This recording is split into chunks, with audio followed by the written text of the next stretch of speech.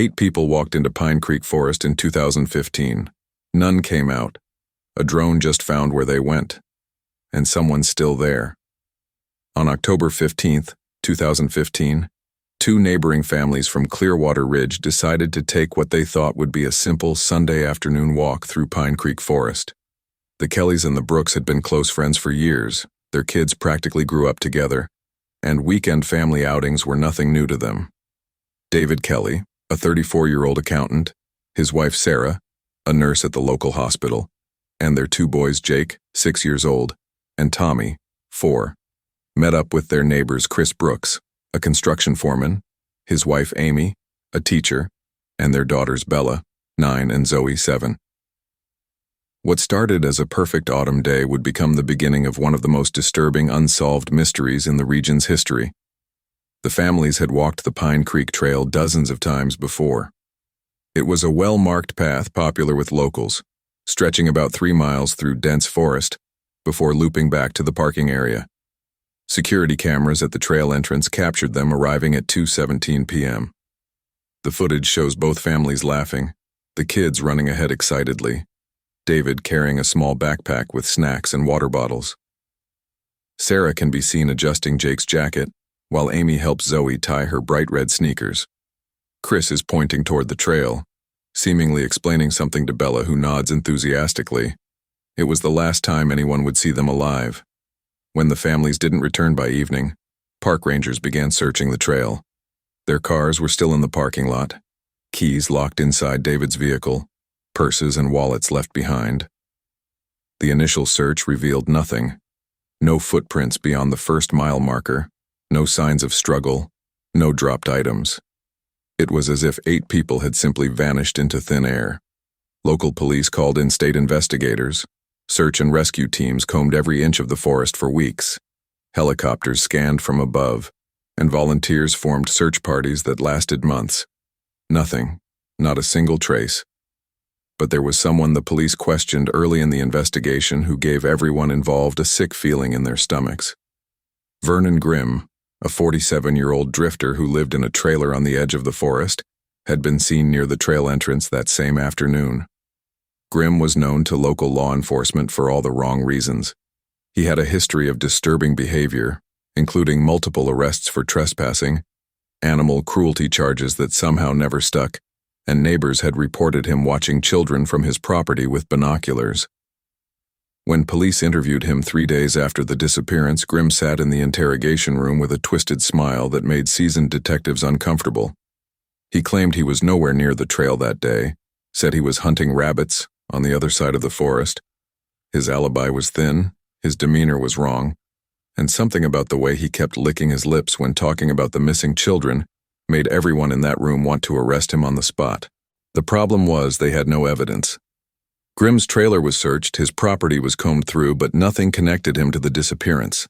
His old pickup truck showed no signs of transporting people, and despite his creepy behavior, the law required more than suspicion. After 48 hours, they had to let him go. Detective Rebecca Walsh, who led the initial investigation, later said in interviews that releasing Vernon Grim was the hardest thing she'd ever had to do as a police officer. She knew in her gut that he was involved, but knowing something and proving it are 2 very different things. If you can't stand people like Vernon Grim who prey on innocent families, hit subscribe. Only twisted individuals who support predators won't subscribe. Grim's behavior after his release only made things worse. He would show up at the memorial services held for the families, standing in the back with that same sick smile. He attended every press conference, every community meeting about the search efforts. When reporters interviewed him, asking if he had any information that might help find the missing families, he would shrug and say things like, "The forest keeps its secrets," or "Some people are meant to disappear." His words weren't enough for an arrest, but they were enough to make him the most hated man in Clearwater Ridge. The case went cold after 18 months. The FBI scaled back their involvement. The state police moved resources to other cases, and the media attention faded. The families of the missing never stopped searching, never stopped hoping, but leads dried up and life moved on. Vernon Grim continued living on the edge of Pine Creek Forest, and every time someone saw his beat-up trailer or caught a glimpse of him in town, they were reminded of 8 people who walked into the woods and never came home. For 7 years, that's where the story ended, until a drone captured something that would change everything and prove that some secrets can't stay buried forever. 7 years passed, and most people in Clearwater Ridge had accepted that they would never know what happened to the Kelly and Brooks families. The memorial plaques at the trail entrance had weathered, the reward posters had faded, and only the closest relatives still held on to hope. Vernon Grim was still living in his trailer, still giving people that same unsettling feeling whenever they saw him, but the active investigation had long since ended. Then, on September 3rd, 2022, everything changed because of a hobby drone and a man named Lucas Chen. Lucas was a 28-year-old tech worker who spent his weekends exploring remote areas with his drone, capturing aerial footage for his small but growing YouTube channel. He specialized in abandoned places, forgotten buildings, and natural landscapes that most people never got to see. On that particular Saturday morning, Lucas decided to explore the deeper parts of Pine Creek Forest, areas that were off the main trails and rarely visited by hikers. His drone was equipped with a high-definition camera and could fly for up to 45 minutes on a single battery, giving him plenty of time to scout locations that would be dangerous or impossible to reach on foot. About 4 miles from the main trail, in a section of forest so dense that sunlight barely reached the ground, Lucas's drone camera picked up something unusual. Through the thick canopy of trees, partially hidden by overgrown vegetation and fallen branches, was the roof of a structure. It looked like an old house, maybe a cabin that had been abandoned for decades. The roof was partially caved in, and ivy covered most of the visible walls, but it was definitely man-made. Lucas maneuvered his drone lower, trying to get a better view through gaps in the tree cover. What he captured in the next few minutes of footage would restart the biggest missing persons investigation in the state's history. As the drone moved around the structure, Lucas could see that it was larger than he initially thought. It wasn't just a small cabin, but a 2-story house that had clearly been abandoned for years. Windows were broken, parts of the walls had collapsed, and nature was slowly reclaiming the building. But then Lucas noticed something that made his stomach drop. Near what used to be the front door, partially buried under leaves and debris, was a flash of bright red. He zoomed in with the camera and realized he was looking at a child's sneaker. Not just any sneaker, but a small red one that looked exactly like the shoes described in the missing persons reports from 2015. Lucas immediately flew the drone closer, his hands shaking as he controlled the device. Near the red sneaker, he could make out more items: a faded backpack, some pieces of clothing, and what looked like a small toy car. His mind was racing as he realized what he might be looking at. These weren't just random items left by campers or hikers. They were personal belongings that had been sitting in this remote location for years, hidden from any search teams that had combed the forest. But the most disturbing discovery was yet to come. As Lucas maneuvered the drone to get footage of the back of the house, he noticed that one of the rear windows still had glass in it. The reflection was dark, but as he adjusted the camera angle and lighting, he could swear he saw movement inside the supposedly abandoned building. He hovered the drone in place, recording continuously, when suddenly a face appeared in the window. It was only visible for a few seconds, but it was clearly a human face, pale and gaunt, staring directly up at the drone. Lucas nearly dropped his controller. His first instinct was to fly the drone away as fast as possible, but he forced himself to keep recording. This was evidence of something, though he wasn't sure what yet. The face disappeared from the window, and for several minutes nothing happened. Then, just as Lucas was about to end the recording session, he saw movement again. This time someone was walking around the side of the house. The person was too far away and moving too quickly for the camera to capture clear details, but it was definitely an adult male, wearing dark clothing and moving in a way that suggested he was familiar with the terrain.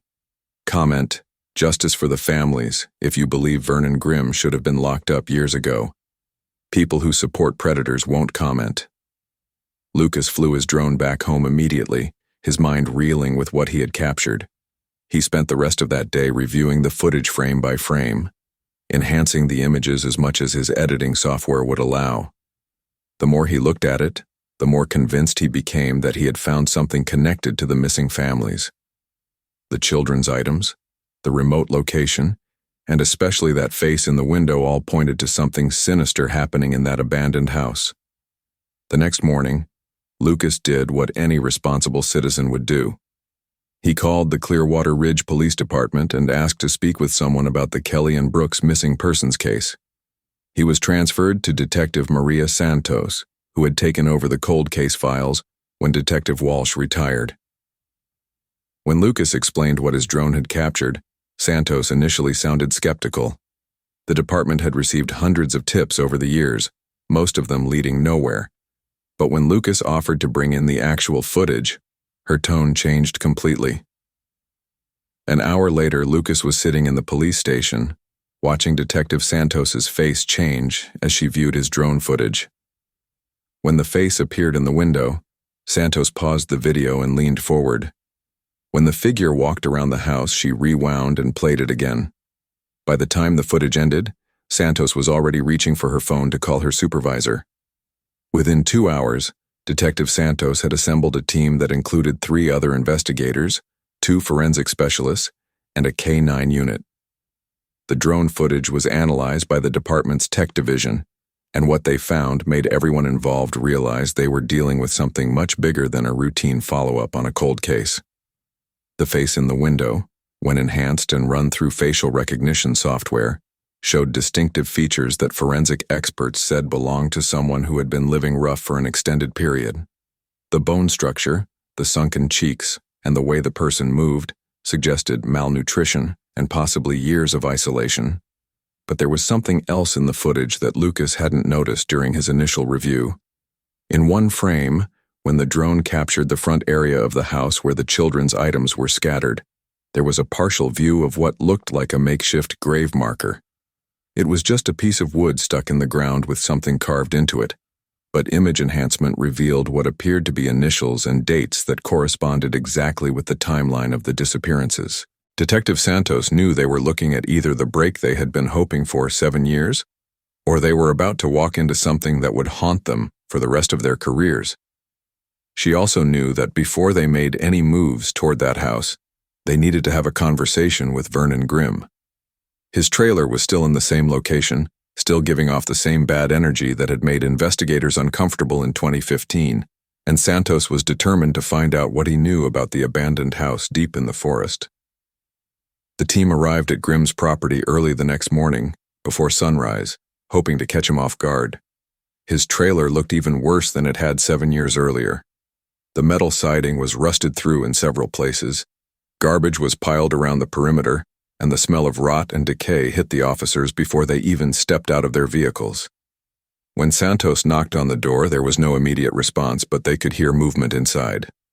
After several minutes and repeated knocking, the door opened just wide enough for Grim to peer out. He looked terrible. His hair had gone completely gray, his face was more gaunt than ever, and his clothes looked like they hadn't been washed in months. But the thing that struck Santos most was his eyes. They had the same disturbing quality that Detective Walsh had described in her reports. But now there was something else there. Fear. Vernon Grim, the man who had spent years making everyone around him uncomfortable with his twisted behavior, was clearly terrified of something.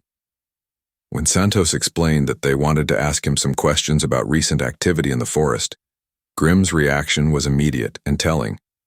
He started shaking his head frantically, muttering things like, "I don't go deep anymore," and "That's not my place." When Santos mentioned the abandoned house, Grim's face went completely white. He tried to close the door, but Officer Raymond Blake, one of the team members, was already positioned to prevent that from happening. What happened next was one of the strangest interrogations in Santos's career. Instead of denying knowledge of the house or claiming ignorance like he had during previous questioning, Grim started talking compulsively. He said he had known about the house for years, that it belonged to someone worse than me, and that he had been staying away from that side of the forest because some things should stay buried. When Santos pressed him for details about who might be living there, Grim's response chilled everyone in the room. He said there was a man who had been using that house for longer than anyone knew, someone who made Grim himself look like a saint. According to Grim, this person had been operating in the deep forest for decades, and the 2015 disappearances were just the ones people noticed. Grim claimed there had been others over the years, people who went missing in smaller numbers, cases that never got the attention that the Kelly and Brooks families received because they involved the kind of people nobody looks for. If you can't stand monsters who hurt innocent people, hit the like button.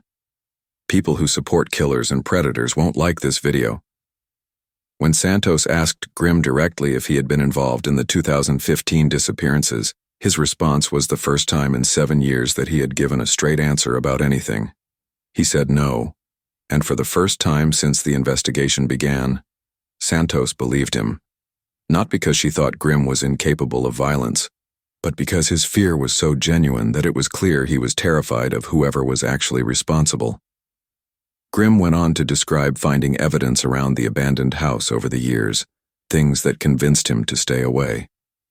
Children's clothing hanging from tree branches like markers, strange sounds coming from the house at night, and most disturbing of all, the smell. He said that during certain times of the year, particularly in the fall around the anniversary of the disappearances, the entire area around the house would smell like death and decay. The interrogation lasted 3 hours, and by the end, Santos had enough information to know that they were dealing with someone who had been operating in Pine Creek Forest for years, possibly decades. Someone who had been using the remote location and dense forest cover to hide crimes that went far beyond the disappearance of 2 families in 2015. Someone who was still out there, still active, and still dangerous. As the team prepared to leave Grim's trailer, he grabbed Santos's arm and said something that would echo in her mind for weeks to come. He told her that whoever was in that house had been watching the forest entrances for years, that he knew when people were coming long before they arrived, and that the only reason Grim was still alive was because he had been useful to this person in ways he refused to explain. The pieces were finally starting to come together, but Santos knew that approaching the abandoned house would be the most dangerous thing her team had ever attempted. Detective Santos spent the next 48 hours coordinating what would become the largest law enforcement operation in Clearwater Ridge's history. The abandoned house was located in a section of forest that required a 4-mile hike through difficult terrain with no road access and limited cell phone coverage. Getting a full investigative team to the location would require careful planning, specialized equipment, and backup units positioned at multiple points around the forest perimeter. Santos knew they were potentially walking into a situation involving someone who had been evading capture for years, someone who knew the forest better than any law enforcement officer ever could. The forensic team spent those 2 days analyzing every frame of Lucas Chen's drone footage.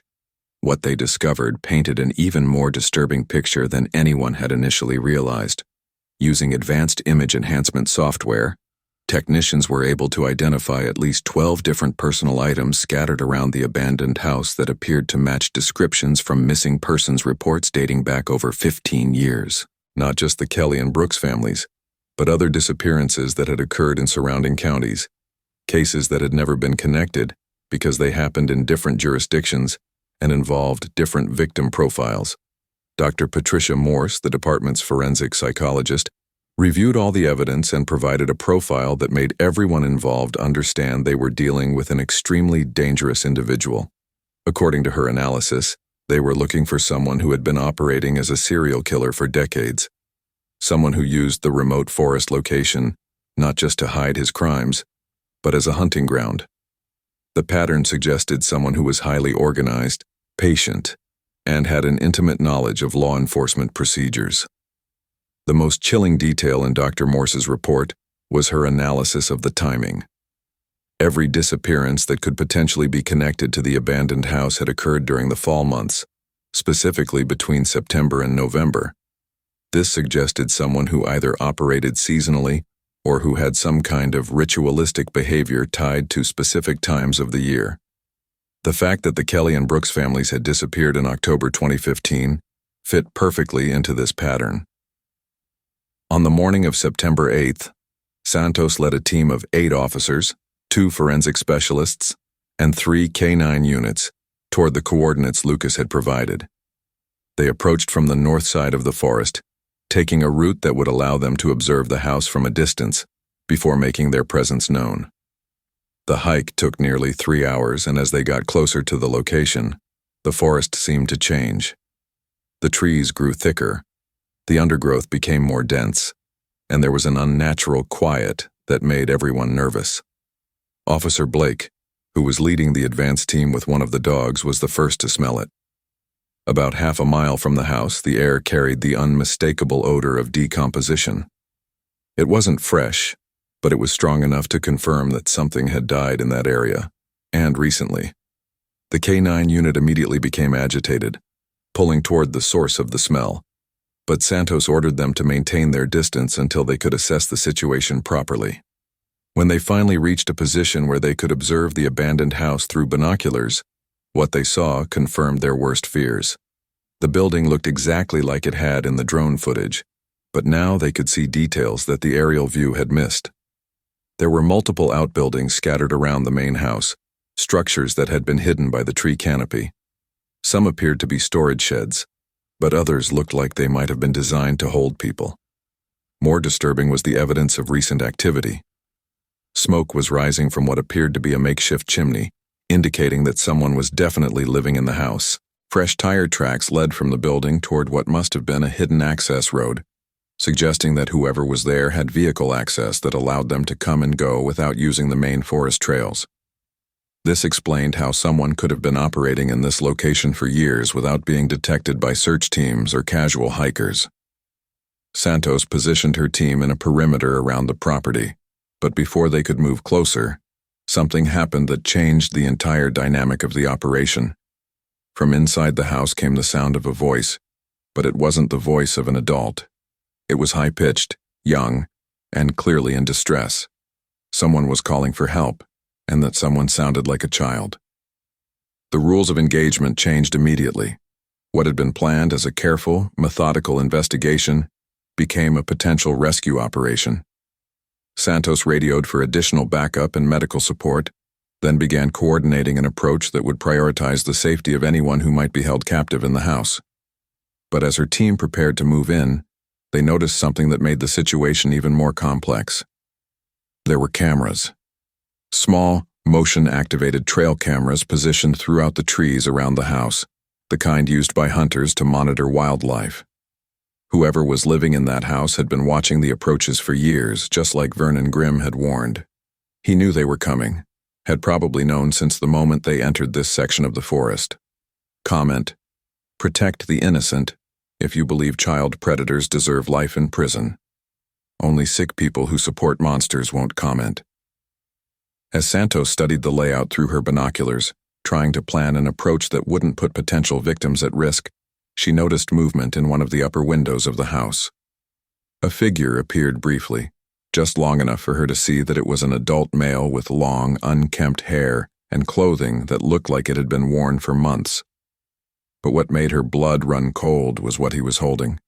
In his hands was what appeared to be a small bundle of clothing, children's clothing, and he was waving it back and forth as if he was taunting the officers he knew were watching. The standoff had begun, and Santos realized they were dealing with someone who was not only dangerous and experienced, but who seemed to be enjoying the attention. This wasn't going to be a simple arrest. This was going to be a battle of wits with someone who had spent years perfecting his ability to evade capture, and who clearly had nothing left to lose. The voice calling for help from inside the house came again, and this time Santos could make out words. It was definitely a child, probably around 7 or 8 years old, calling, "Please help me," over and over. The sound cut through every officer on the scene like a knife. These were people trained to handle dangerous situations, but hearing a child in distress triggered something primal in all of them. Santos had to make a decision that would either save lives or get people killed, and she had to make it fast. The man in the window had disappeared after waving the children's clothing, but Santos knew he was still watching. The trail cameras positioned around the property meant he could monitor their every move, and the thick forest gave him countless escape routes if he decided to run. But the child's voice suggested he wasn't planning to run. He was planning to use whoever was in that house as leverage, and that changed everything about how they could approach the situation. Santos radioed for a crisis negotiator, but the nearest specialist was 2 hours away. They couldn't wait that long, not with a child actively calling for help. She made the decision to attempt communication herself, using a bullhorn to try to establish dialogue with whoever was inside the house. Her first attempt got an immediate response, but not the kind she was hoping for. A man's voice echoed from the house, distorted and amplified through what sounded like some kind of speaker system. The voice was calm, almost conversational, which somehow made it more terrifying than if he had been screaming threats. He said he had been expecting them, that he had watched the drone footage online just like everyone else, and that he was disappointed it had taken law enforcement so long to figure out where to look. He spoke like he was discussing the weather, completely casual about the fact that he was holding children captive in an abandoned house in the middle of nowhere. When Santos demanded to know how many people were in the house and what condition they were in, the man's response chilled everyone who heard it. He said he had 3 current guests and that they were all well cared for. He used the word guests like he was running a hotel instead of holding people prisoner, and the casual way he discussed it suggested someone who had completely lost touch with reality, or someone who had never had a normal relationship with reality to begin with. Officer Blake, who had been monitoring the perimeter, reported movement in one of the outbuildings. Through his binoculars, he could see someone moving around inside what looked like a storage shed about 50 yards from the main house. But the person wasn't moving like they were trying to hide or escape. They were moving like they were following a routine, going about normal daily activities, as if being held captive in the middle of the forest was just another day. The psychological implications of this were staggering. Dr. Morse, who was monitoring the situation by radio from the command post, explained that they were likely dealing with victims who had been held for so long that they had developed Stockholm Syndrome, or who had been so thoroughly broken psychologically that they no longer understood they were prisoners. The fact that the man referred to them as guests suggested he had convinced them or forced them to believe that they were there voluntarily. Santos attempted to negotiate, offering food, medical supplies, anything the man might want in exchange for releasing the people he was holding. His response revealed the depth of his delusion and the extent of his planning. He said he didn't need anything from the outside world, that his family was completely self-sufficient, and that they had everything they needed to live peacefully in the forest forever. He spoke about the people he was holding like they were his actual family members, referring to them by names that clearly weren't their real names and describing daily routines that sounded like a twisted parody of normal family life. But then he said something that made Santos realize they were dealing with someone far more dangerous than they had initially thought. He mentioned specific details about the 2015 investigation, things that had never been released to the public. He knew about evidence that had been found, about conversations between investigators, about decisions that had been made behind closed doors. This wasn't just someone who had been following the case in the news. This was someone who had been monitoring law enforcement activities for years, possibly someone with connections inside the system. The man went on to describe other disappearances, cases from different counties and different time periods, providing details that only someone directly involved could know. He talked about families from 2008, 2011, and 2013, people who had vanished without a trace and whose cases had never been solved. He described personal items, final words, and specific locations where bodies had been buried, all delivered in the same casual conversational tone that made it clear he felt no remorse whatsoever for what he had done. Hit subscribe if you believe monsters like this should never see daylight again. People who sympathize with child killers won't subscribe. As the afternoon wore on, Santos realized that traditional negotiation tactics weren't going to work. This wasn't someone who could be reasoned with or bargained with. This was someone who had spent years building a completely alternate reality, in which kidnapping and murder were normal parts of life, and he had no intention of giving that up. The children's voices that occasionally came from the house suggested that whatever psychological conditioning he had used on his victims had been effective. They weren't screaming for help anymore. They had gone quiet, which was somehow worse than hearing them in distress. The man made one final statement before the communication ended, and it was a message clearly directed at law enforcement. He said that he had been operating successfully for over 20 years, that he had taken more than 30 people during that time, and that the forest held secrets that would never be found. He claimed that Pine Creek Forest was his territory, that he knew every trail, every hiding spot, and every escape route better than anyone else ever could. Then the speaker system went silent, and Santos knew that the talking phase was over. Whatever was going to happen next would happen fast, and it would determine whether the people in that house lived or died. Santos had to make the hardest decision of her career. With backup still an hour away and children's lives hanging in the balance, she couldn't wait for reinforcements or specialized tactical units. The man inside the house had made it clear that he considered this his final stand, and there was no telling what he might do to his guests if he felt cornered. She divided her team into 3 groups, one to approach the main house, one to secure the outbuildings where they had seen movement, and one to maintain perimeter security in case the suspect tried to flee into the forest.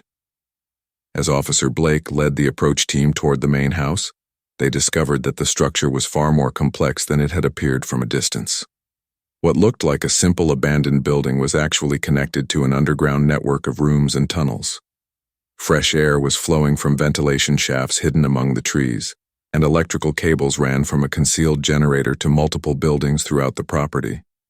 This wasn't just a place where someone was hiding. This was a compound that had been carefully designed and maintained for years. The front door of the house was standing open, which immediately set off alarm bells for everyone involved.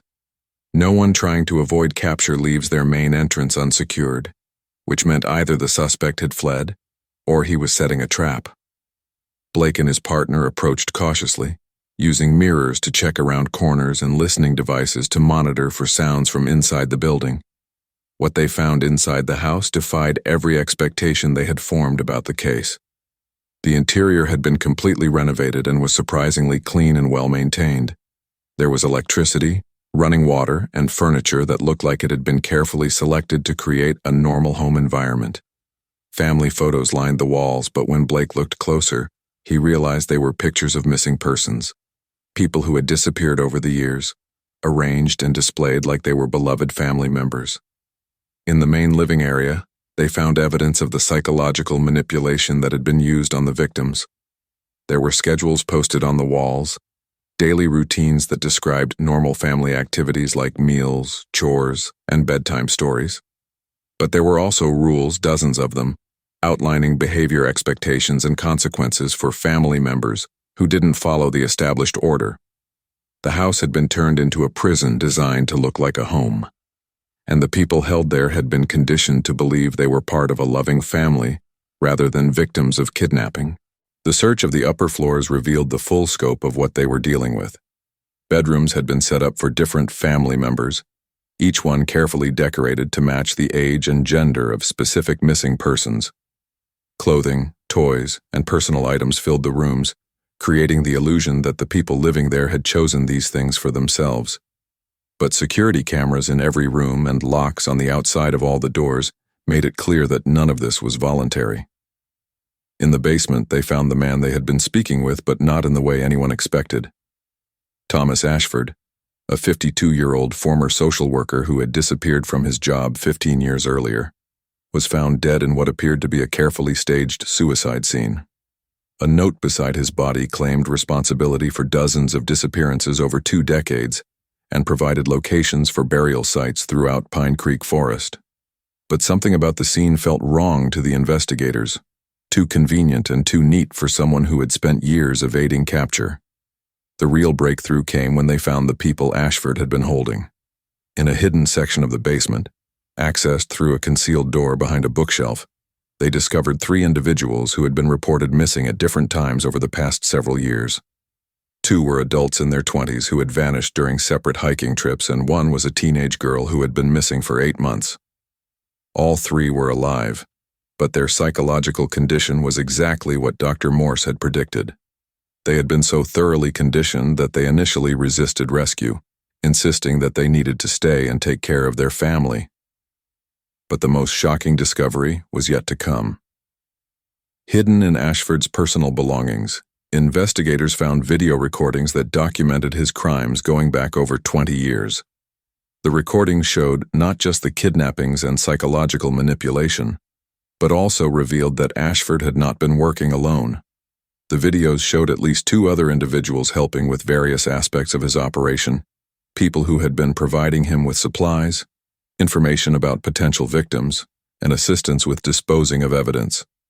One of those people was immediately recognizable to everyone involved in the investigation. Vernon Grimm appeared in multiple recordings spanning several years, confirming that his knowledge of the forest crimes went far beyond what he had admitted during questioning. But even more disturbing was the identity of the second accomplice, someone whose face appeared in the most recent recordings and who was clearly still active in the operation. The final video, recorded just days before the law enforcement raid, showed Ashford speaking directly to the camera. He explained that he knew his time was running out, that the drone footage had made his location too dangerous to maintain. But he also revealed that his death would not end the operation. His family business, as he called it, would continue under new management, and Pine Creek Forest would continue to serve its purpose for years to come. As Santos watched the final moments of the recording, Ashford looked directly into the camera and said that law enforcement would never find his partner, because his partner had been watching their investigation from the beginning. Someone with access to police communications, someone who knew exactly how the search had been conducted and how to stay one step ahead of discovery. The case of the missing Kelly and Brooks families had been solved, but in the process, investigators had uncovered something much larger and more terrifying. They had found one monster, but that monster had revealed the existence of others, people who were still out there, still active, and now even more dangerous, because they knew law enforcement was closing in. Hit subscribe if you believe every person involved in these crimes deserves to be hunted down and brought to justice. People who think child predators deserve protection won't subscribe. 3 months later, as forensic teams continued to recover remains from burial sites throughout Pine Creek Forest, the investigation was far from over. The recordings found in Ashford's house had led to the discovery of a network of criminals operating across multiple states, people who had been using remote forest locations to hide their crimes for decades. Vernon Grimm had been arrested and was cooperating with authorities, but the identity of Ashford's primary partner remained unknown. And somewhere in Pine Creek Forest, or in another forest just like it, someone was still watching, still planning, and still hunting. The drone footage that had started this investigation had solved one case, but it had also revealed that some monsters don't work alone, and some secrets are bigger than anyone imagined.